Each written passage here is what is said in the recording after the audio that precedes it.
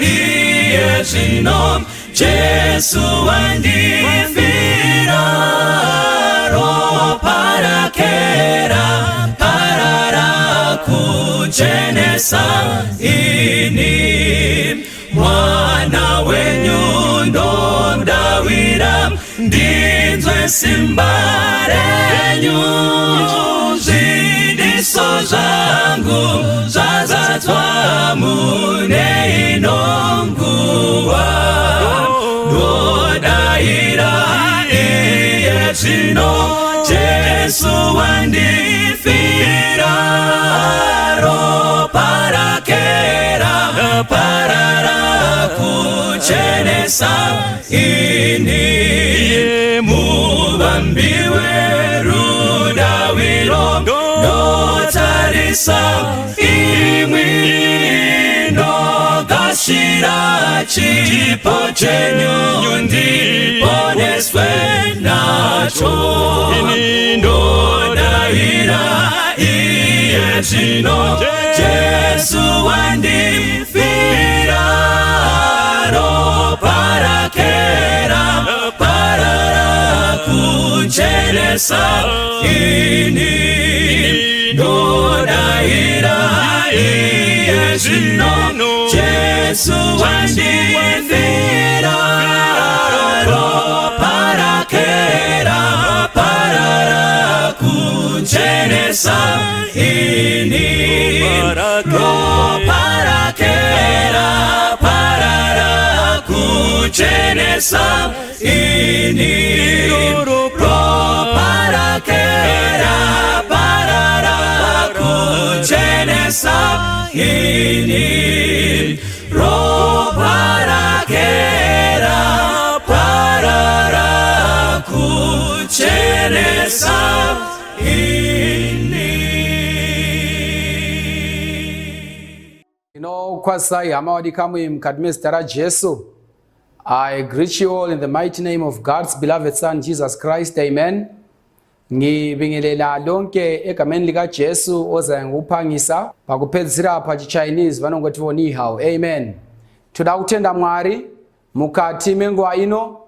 Mwari oga wati wanira mutsa, Mwari wati wanira nyasha, Mwari wati nzwira ngoni kuti tiverengwewo pakati pavapenyu. Mukati menguva dzose dzandinotaura kupi kana kupi ndinogaro yeuchidza hama kuti ngatitendei Mwari kana takachengetwa tiri vapenyu, nekuti ndicho chipo chikuru kukunda zvose. Tinoita tariro yeunane hweupenyu kana tagona kuchengetwa pakati pavapenyu. Saka naizvozvo toda kutenda Mwari mukati menguva ino nekuda kwomukana watipa wokuti tigone kudzidza zvimwe zvezvaJesu, kuti kana tinge tadzidza tigonewo kurarama zviri nani pane ino nyika takagadzirira kuzopinda mukati memazambara edenga.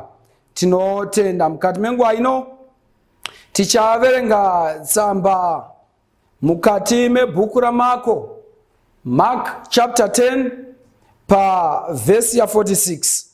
Inotiyo wakasvika Jericho. Zvino wakati achibuda Jericho navadzidzi vake navazhinji, Bhatimio mwanakomana waTimio, raiva bofu riri rombe, wakanga agere panzira. Iye wakati anzwa kuti ndiJesu weNazareta, akatanga kudanidzira achiti, Jesu mwanakomana waDhavhidhi, ndinzwirei ngoni.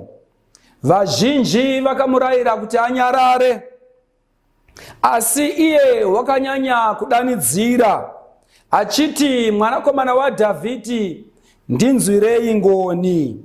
Ipapo Jesu akamira akati, mudanei. Iye akadanwa. Vakadana bofu vachiti, tsunga moyo, simuka, unokudana. Ipapo akarasha nguo yake, akasimuka akaenda kuna Jesu. Jesu akamupindura akati kwaari, unoda kuti ndikuitireiko?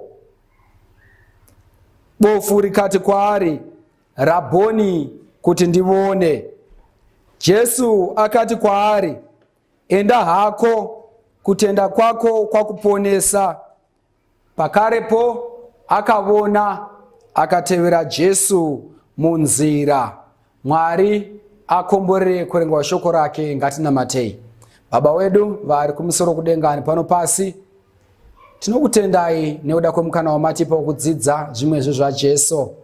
Tinokutendai nekutichengeta tiri vapenyu. Tinokutendai Mwari nekuti makatinakira mazuva ose upenyu hwedu. Ivewo nesu patichaverenga mazwi iwawa nekuadudzira muzita raJesu. Amen. Tinotenda musoro watingafamba nawo mukati mezuva ranhasi unotiwo, uyu munhu chishamiso. Vamwe vangada kupa umwe musoro vanogona kupa musoro unoti, zvebofu iri zvandishamisa. Mukati menguva ino tichaverenga nekudzidza pamusoro pendima iyi. Ndima inotanga ichitiyo, vakasvika Jeriko. Zvino vakati vachibuda Jeriko, ndobva ndatoita mubvunzo ipapo kuti ko Jesu zvaasvika Jeriko, pakarepo zvekare wotobuda muJeriko, what has gone wrong with Jesus? Jesu opinda Jeriko, haana waona mukati meJeriko, haana wataura naye mukati meJeriko, haana waonekana naye mukati meJeriko. Jesu opinda muJeriko kuti abudemo. Ndikati what has gone wrong with Jesus? Jesu angangopinda here mukati menzvimbo kuti angoita sightseeing obuda? Ndiri kutarisa pano nyaya inondidzamira kuti Jesu haangopindi muJeriko agobuda zvakare asina zvaanofambira. Muchaziva imi paya Jesu paanosvika achiita Sermon on the Mount, unogara navadzidzi pasi. Vamwe vanotomupa bhoti kuti apinde nechemukati awane kuparidza zvakanaka. Unoparidza kwenguva yakareba inoramba ichienda mberi, zvakadaro zvekuti achipedza vanhu vakanga votonzwa nzara. Tikafamba nenyaya idzi togona kudzidza vana Pauro nana Peter vaifamba majourneys aigona kuva missionary. Aisvika ikoko otopedza mazuva, vakomana otokaka matende. Jesu ogara kwemazuva mazhinji. Asi apa tinoona Jesu unopinda muJeriko, pasati paita full stop panoita koma, pakare pachibuda muJeriko. Ndati nditaura nomumwe munhu panguva idzo dzino kuti ukaita situation yakutambudza yakushungurudza paupenyu, Jesu unombomisa maprogram ake to deal with your situation. Hakuna dambudziko hama yangu yatinotenda ndira Jesu, Jesu noisiya yakadaro. Hakuna dambudziko hama yangu yatinotakoka Jesu, Jesu no ignore. Hakuna dambudziko hama yangu rinoti Jesu audziwa, Jesu unonyarara. Jesu wakapinda mukati meJeriko, asi wakapindira buda nekuti papaita situation yanga ichide need yaida speed mukati maJesu noupenyu hwake. Saka Jesu unopinda muJeriko, pakarepo unobuda muJeriko. Hanzi anga ari Jesu navadzidzi vake navanhu vazhinji zhinji. Chinondifadza pafungwa iyi ndechekuti hairambi ichienda mberi isati yasvika panoda kuadreswa naJesu. Panotaurwa nyaya yaBhatimiyo, mwanakomana waTimiyo. Hanzi mukomana uyu rakanga riri bofu, uye zvakare riri rombe, uyezve waigara mukati menzira. Chinhu chekutanga chinondityisa pamusoro poupenyu hwomukomana uyu, wakanga asina zita. Vanhu vazhinji vanofunga kuti zita kunzi Bhatimiyo ndo raiva zita rake, sandiro zita. Mukafamba neni muchadzidza paya, Jesu pane imwe nguva unoti achitaura nomukomana kunonzi ndiwo Simoni Bar-Jona. Kuti Simon Bar-Jona zvaingoroti Simon the son of Jonah. Mukamanya neni Jesu towards the dying minutes dzeupenyu hwake, aipamberi pavatongi mukarangarira zuva riya, kunonzi kubudisirai ani, Jesu kana Bharabha. Kunzi Bharabha ranga risiro zita rake. Kunzi Bharabha zvaingoroti son of Abbas, kuti Bar zvaingoroti son of. Saka mukomana unonzi Bhatimiyo zvaingoroti son of Timaeus. Iye pache zvake haana zita, iye pache zvake haana PO box. Saka ndoona mukomana wanga ane double jeopardy, wanga ane maproblems akawanda nokuraudzira. Kuti chekutanga haana zita, chechipiri ibofu, kana muchimutsvaka mukomana uyu maingomutsvaka kuti mukomana uya no name anogara asingaboni. Saka muona nyaya yemukomana uyu ndo nyaya yatafambira nhasi, kuti timbodzidza tikwane njere tionevo kuti chii chatingadzidza pana Bhatimiyo mwanakomana waTimiyo. Ndati ni musoro nyaya unoti zvebofu iri hama dzangu zvandishamisa, uyu munhu chishamiso. Saka chekutanga kune vanhu vakatonteerera pano vasina mazita. Ndauya kuzokutaurai kuti there is hope for the invalids mukati maJesu. Ndauya kuzotaura nevanhu, unoziva kune vamwe vanhu vakatotadza kuroorwa nevakomana vaifana kuroorwa navo nenyaya yekushayiwa mazita. Mwana wekwani rangotaura ndowekwaningi kotonzi uyo hai timuregei.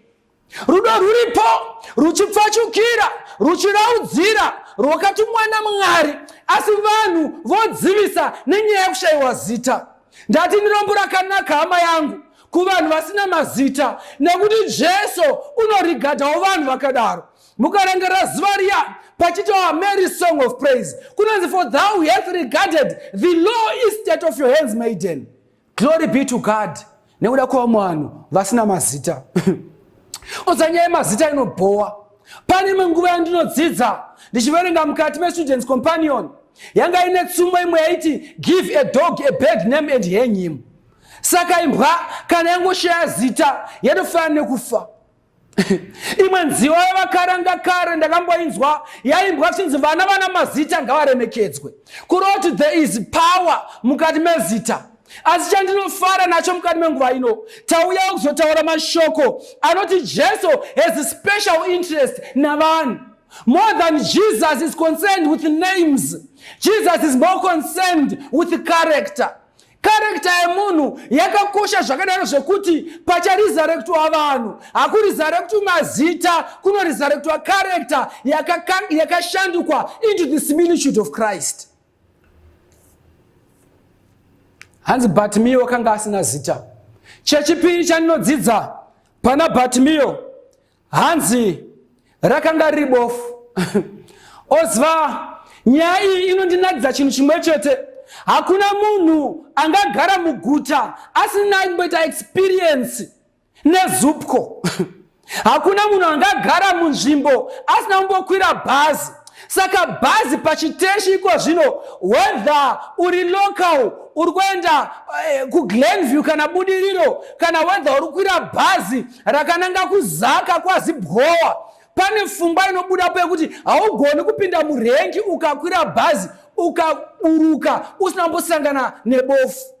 Saka inyaya iri timeless, inyaya iri relevant mukati medu, mukati menguva ino. Tinodzidza pano mukomana wakanga asingaboni. Saka challenge hombe yaBhatimiyo yanga isiri yekushayiwa maziso ari physical. The greatest challenge yaBhatimiyo yanga iri nyaya iri spiritual. Pane vanhu vazhinji vakantarisa pano vane maziso maviri seni, vanoona kunyange sezvandinoita asi mapofu pamweya.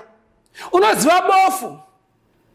Munhu anoziva kuti wakarovora ane mudzimai mumwe chete wakapledza kuti till death do us part, asi munhu iyeye unoenda mberi oita small house, unoenda mberi oita girlfriend, unoenda mberi origada vamwe vanhu zviri nane kudarika mudzimai wake, blind by choice. Unoziva kune vanhu vakatonitarisa ipo pano vanozviziva kuti hembe dzinofanira kupfekwa dziri honorable ihembe dzakati. Moda kunetsa vafundisi kuti vagotanga kudzidzisa kuti hembe dzakareba nepfupi ndedzipi, izvozvo havisi mubhaibheri. Chiri mubhaibheri ipicture yaMwari. Munhu anofanira kutarisa pane zvaakapfeka obona kuti zvandakapfeka is it zvinhu zvinokurudzirwa mukati meshoko raMwari. Munhu anokuita chipfeke chandabata ndicho, blind by choice.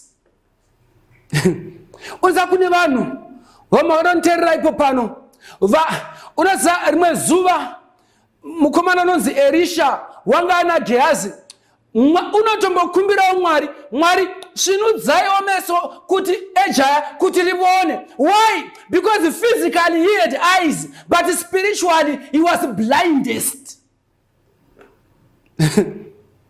Ndiri kuna zvakazarurwa kuti unoti ndinobona asi adi yake haaboni. Blind by choice. Chimwe chinhu pamusoro pemukomana unonzi akanga ari rombe.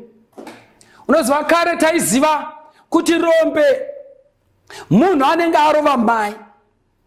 Saka munhu arova mai kudaro kune rainzi botso. Otanga kupfeka masaga achidini. Munhu iye mukavhunza kuti ndio example yerombe.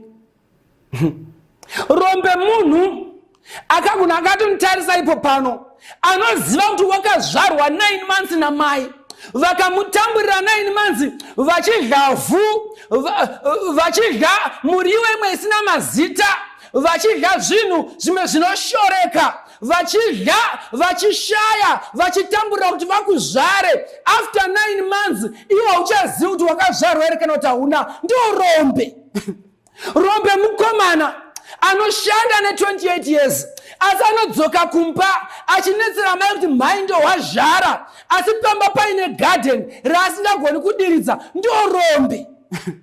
Rombe munhu umwe akatomutarisa ipo pano anoziva kuti akazvarwa namai nababa asi kapu chero yezenye mai havasati vaiona. Ndiro chero yeplastic zvinoita 10 cents dziri 2 haasati vaiona. Vanopakurira muchiwenga asi vakazvara mwana akakwana. Rombe.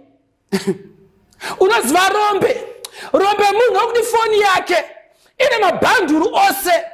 Instagram ririmo, Facebook ririmo, Twitter ririmo, matext ririmo, kufona ririmo, kana ari madata arimo, asi bhanduru ramuriwo kuti mai vadleo hapana. Rombe by choice. You know, I'm the marketing manager for so and so. Mai vasina kana skate. Na nhasi vachikufamba vakamonera Zambia sebva kutsvaira chivanzi asi vakazvara mwana akakwana sewe. Rombe by choice.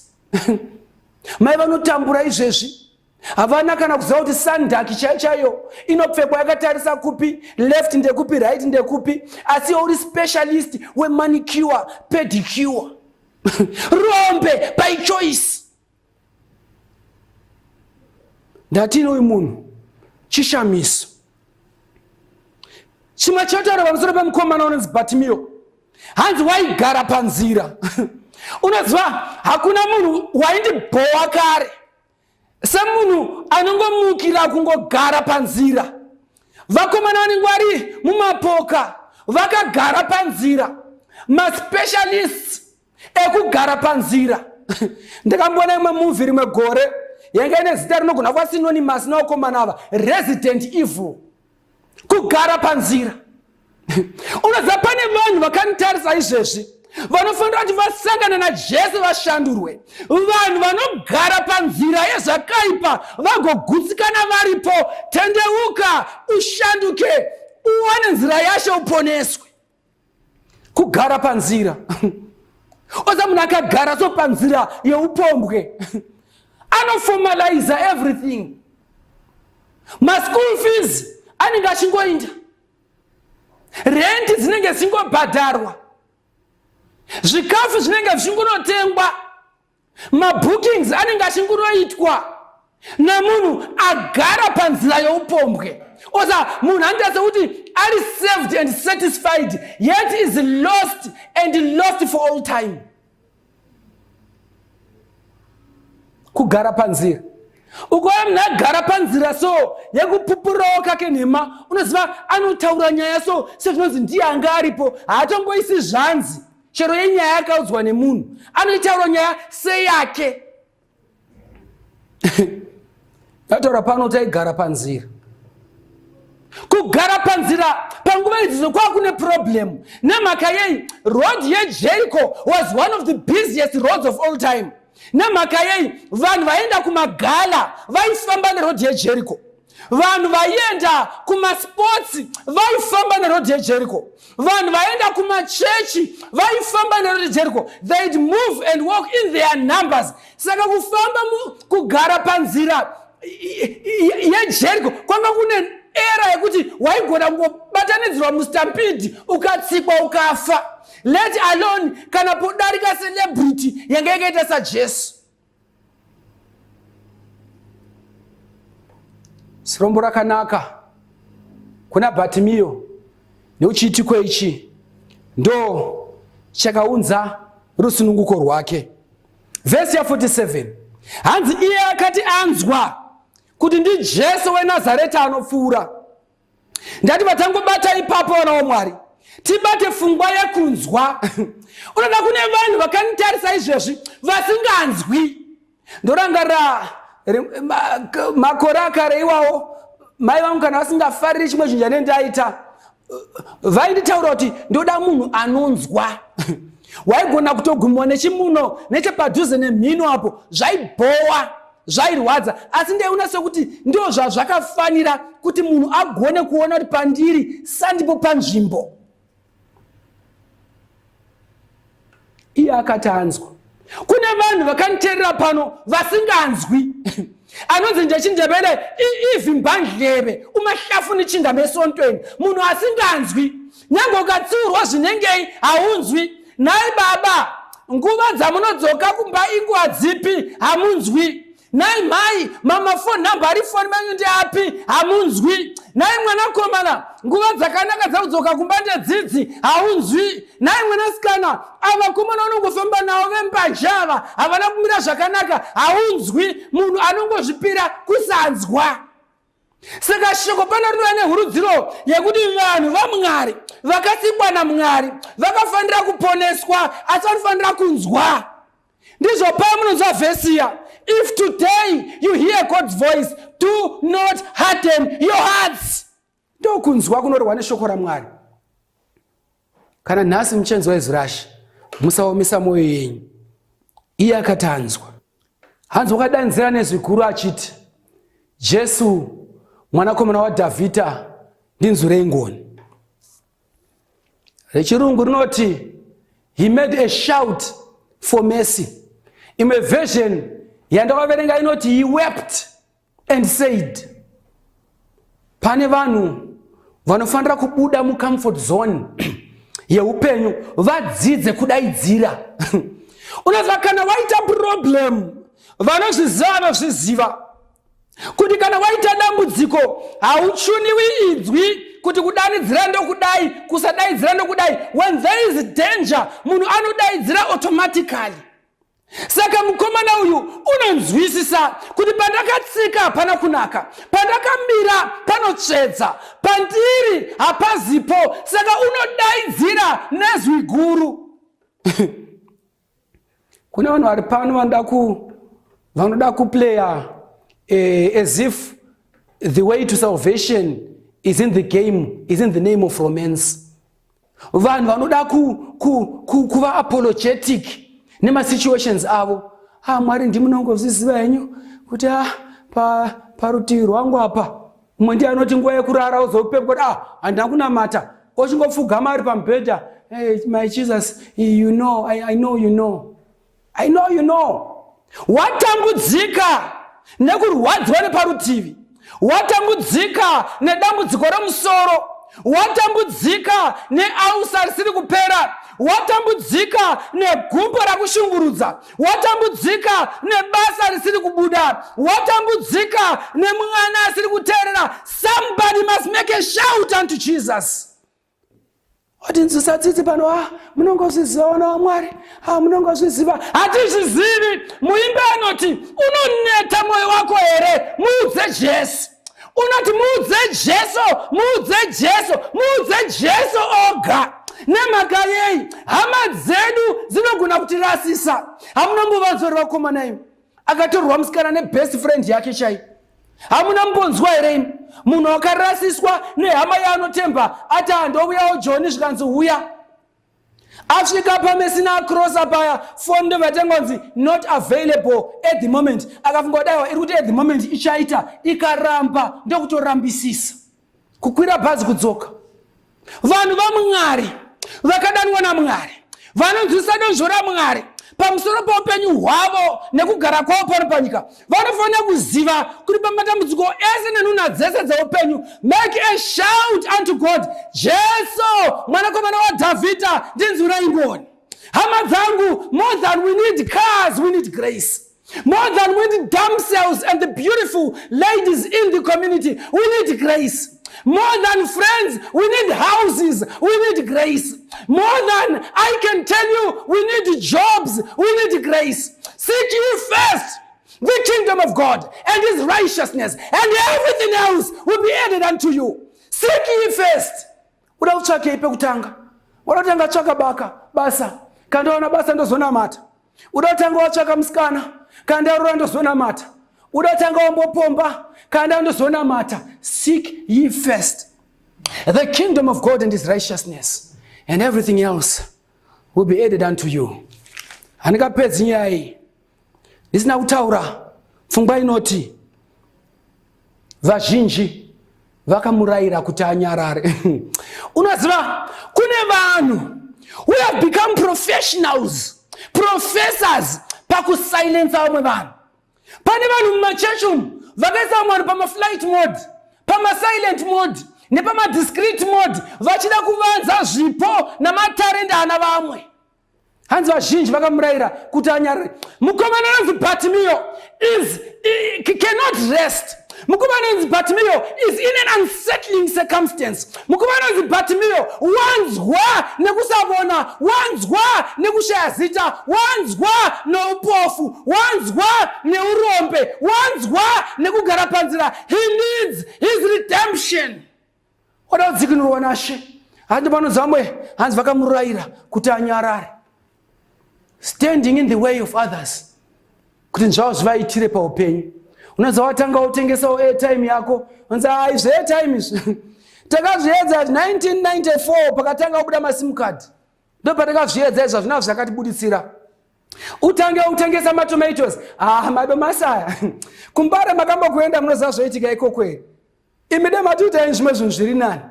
Utanga business kana ripi venture yawatanga, pane vanhu vanongorayira vanhu kuti vanyarara. And vanhu ava, they go all the way kusilenza relationships mukati medzimhuri dzatiri. Bamnini ivava ndio vakazoti zvakati pamusoro pako vasina. Sekuru ivava ndio vakazoti pamusoro pako vasina. Uchiona bamnini ava havakudi zvachose, ivo vachikuda. Ndatini pane vanhu vanorayira vanhu kuti vanyarare. Our relationship aifana kuenda into fruition.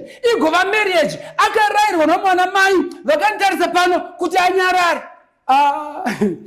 Iwe unotorevesa kuti Andrew yeuya number 1 anei, number 2 anogarepi, number 3 akaita chikoro chipi, number 4, number 5, number 6 vagorenga manhamba kusvika kuna asingaverengeki vachitaura zvinhu zvavasingazivi. Kurayira vamwe kuti vanyarare. Asi mukomana chandofarira iye wakanyanya kudaidzira achiti Jesu mwanakomana waDhavhidhi ndinzwire ngoni. Hanzi ipapo Jesu wakamira. Ndati ndipendera nyaya yangu hama yangu ndichiti Jesus will stop at any situation that bedevils your life today. Ingava marriage, unina pane marriage inewe movement iri zigzag throughout. Hakuna ukena 2 cm inofamba zviri straight, inongo benda yakadaro. Ndati hama yangu, Christ will stop to realign your marriage. Ndutaura nevamwe izvezvi anofunga kuti ini murume wangu hachaiti, ini ndofunga zviri nani ndatoinda hangu. Hama yangu ndati usati waenda imbomira zvishoma. Christ has stopped to listen to your situation. Kune vamwe izvezvi anofunga kupuwa matombo nekupuwa shinda zvimwe chiuno izvo zvichatosakara nemabhatani kwete hembe dzakapfekwa sakamonerwa muchiuno. Ndati hama yangu, before you can give up on anything, Christ has stopped to listen to your situation. Kuna wakasikana wakaniterera pano voti inini kuchechi kwedu ndasheva mukomana, ndatenderera ndaneta, I give up on this thing called marriage. Ndati hama yangu, wait a minute, Jesus has stopped to listen to that one request you have. Ndati ni hama yangu, kunyange kurwara. Isu tingatsanangura ndorangarira rimwe gore ndakarwara neparutivi zvondaisha kuti ndichaita sei. Vanhu vaindiona ngo ndichafa, vamwe vangototemerana kuti hapana kwachaenda. Ndorangarira kunyange mabasa pandaishanda vanhu vakasvika pakurira kuti aiwa uyu chimuregai nekuti hapana zvaanogona. Asi hama yangu ndoda kutaurira mutsa unokurira muedzi. Ndoda kutaurira mutsa nezita raJesu nanhasi ndimire pano. Kunamata kune simba kunodarika zvinhu zvizhinji. Kutenda kune simba kunodarika zvinhu zvizhinji. Kusimbira kune simba kunodarika zvinhu zvizhinji. Hama yangu, simbira muna Jesu, dzamara mukufa. Upenyu hwako hauzorambi wakadaro. naJesu tinosvika kure. Mwari ave newe, afambe newe panzira youpenyu, akupukute masodzi nenzira yekupindura munamato, akupukute masodzi nekuti zvinhu zvako zvipinde mugware, akupukute masodzi kuti ushaye kana nhuna imwe inokushungurudza igokushayisa tariro panyika pano. Hama yangu, we have hope in this life and even hope for eternity because we serve a mighty, mighty God. In Jesus' name, amen. Ngatina matei. Baba wedu vari kumusoro kudengani pano pasi, tokutenda ine nguva yamatipa. Evaine woyo Mwari newoyo anzwa kupupura kwevhangeri yenyu, anga apererwa netariro paupenyu nekuda kwamareasons ayo neayo. Mupindurei Mwari. Izvezvi kana angabva pano achitosvika pakundopfugama achinamata, Mwari munzwei kuti zita renyu rikudzwe.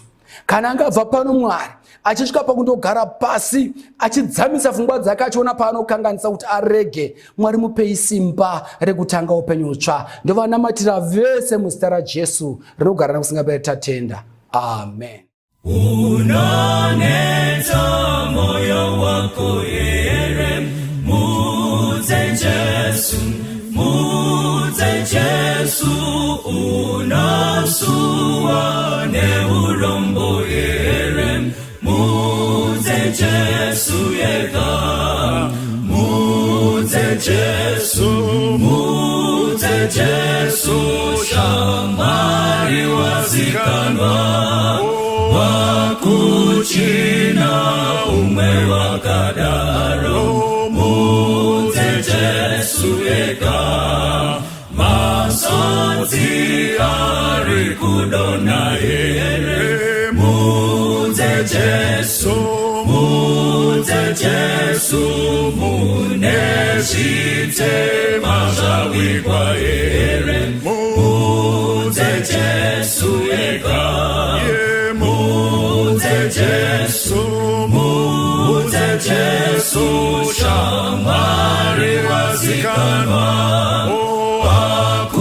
wakuchina umwe wakadaro, mudze Jesu yega, muri kutya dambudzoro here, mudze Jesu, mudze Jesu, iye uchakubatsira iwe, mudze Jesu yega, mudze Jesu, mudze Jesu, shamwari wazikanwa,